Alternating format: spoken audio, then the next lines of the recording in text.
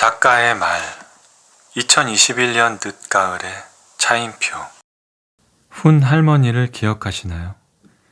훈 할머니는 16 꽃다운 나이에 일본군에 의해 위안부로 강제징용되어 캄보디아로 끌려가셨다가 지난 1997년 잠시 한국에 오셨던 작은 키에 크고 고운 눈을 가진 할머니입니다. 당시 저는 군에서 막 제대하고 아내와 신혼생활 중이었는데 뉴스에 나오는 훈 할머니를 보며 연민과 분노와 서운함이 가슴을 꽉 채우는 느낌을 받았습니다.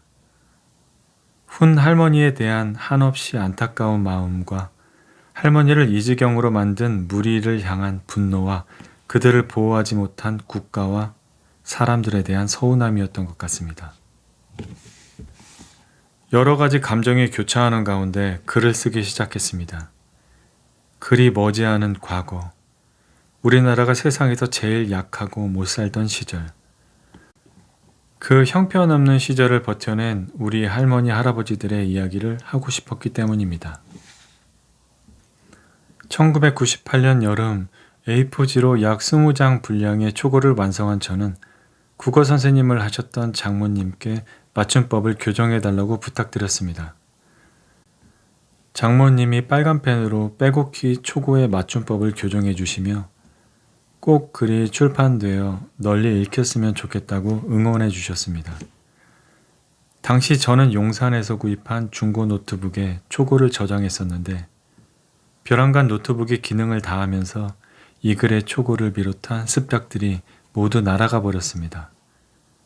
더불어 이 글을 완성해서 출판하겠다던 저의 의지도 서서히 사라져 버렸습니다. 세월이 흘렀습니다. 한국에 정착하지 못한 훈 할머니는 2001년 캄보디아에서 돌아가셨습니다. 초고의 교정을 봐주셨던 장모님도 2004년에 돌아가셨습니다. 글을 다시 써봐야겠다고 결심한 2006년 3월, 저는 제일 먼저 백두산을 찾았습니다. 이 글의 주 무대인 백두산의 공기를 직접 마셔보고 싶었기 때문입니다. 코를 내어놓으면 코를 베어가고 귀를 내어놓으면 귀를 베어간다는 백두산의 칼바람은 무척이나 매섭고 날카로웠습니다. 꽁꽁 얼어붙은 천지를 가로지르고 나니 백호를 찾아 이 길을 헤매고 다녔을 용의의 내면이 조금씩 이해되기 시작했습니다. 천지를 에워싸고 있는 봉우리들을 올려다보았습니다. 보통 높은 산들은 오를 테면 올라와 봐라 라고 하는 듯이 하늘을 향해 얼굴을 들고 있는데 백두산의 봉우리들은 하나같이 땅을 굽어보고 있는 듯 했습니다. 마치 엄마가 아이를 살피듯 그렇게 말입니다. 2007년 4월에는 위안부 할머니들이 살고 계시는 나눔의 집에 다녀왔습니다. 화창한 봄날이었는데 제가 방문한 그날 공교롭게도 8분의 할머니들은 고운 한복을 차려입고 영정사진을 찍고 계셨습니다. 2008년 여름 여러 차례의 수정을 거친 끝에 이 글을 탈고했습니다. 지루한 수정 과정 중 모니터링을 해준 분은 한 분, 저희 어머니였습니다.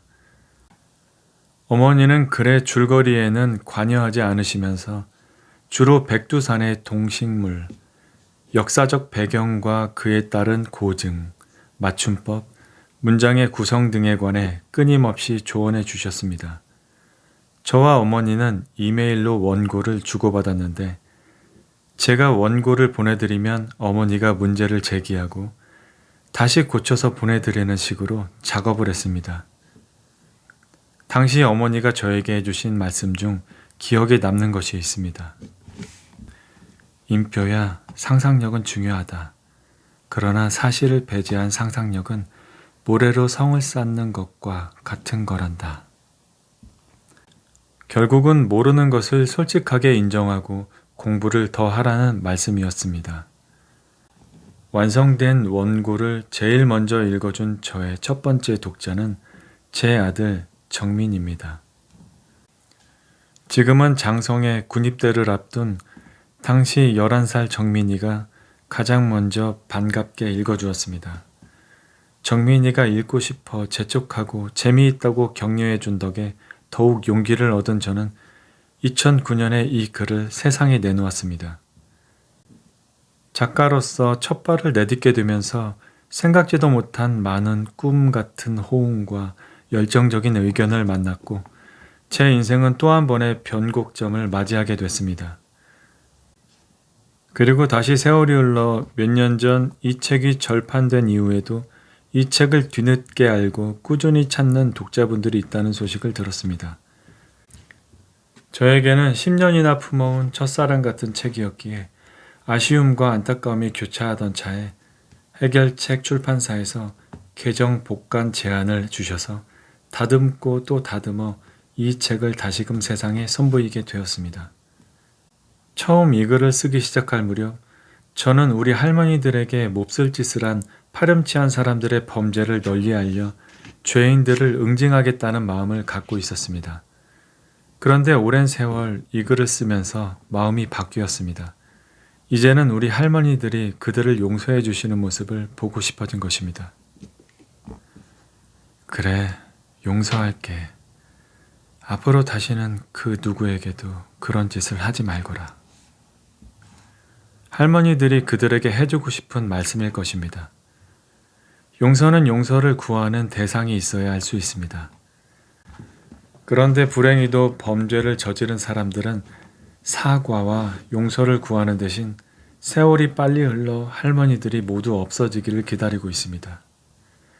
역사의 산 증인이 모두 없어져서 누구도 다시는 이 이야기를 들춰내지 않기를 바라고 있습니다. 나눔의 집 마당에서 영정사진을 찍으시던 우리 할머니들이 모두 돌아가시기 전에 할머니들과 그들 사이에 진정한 용서와 화해가 이루어지기를 간절히 바라봅니다. 저는 지금 잘가요 언덕에 홀로 서서 밤하늘의 엄마별을 바라봅니다. 용이와 순이가 헤어진 후 언젠가는 서로 다른 곳에서 바라봤을 그 따뜻한 별을 말이지요. 부끄럽도록 오랜 세월 붙잡고 있었던 언젠가 우리가 같은 별을 바라본다면 과 작별 인사를 하는 중입니다. 이제 이 글은 다시 긴 여행을 시작할 것입니다. 그 여정에서 독자 여러분과 만나게 되기를 바랍니다. 그리고 이 만남이 독자 여러분의 마음에도 따스한 별을 띄울 수 있기를 소망합니다.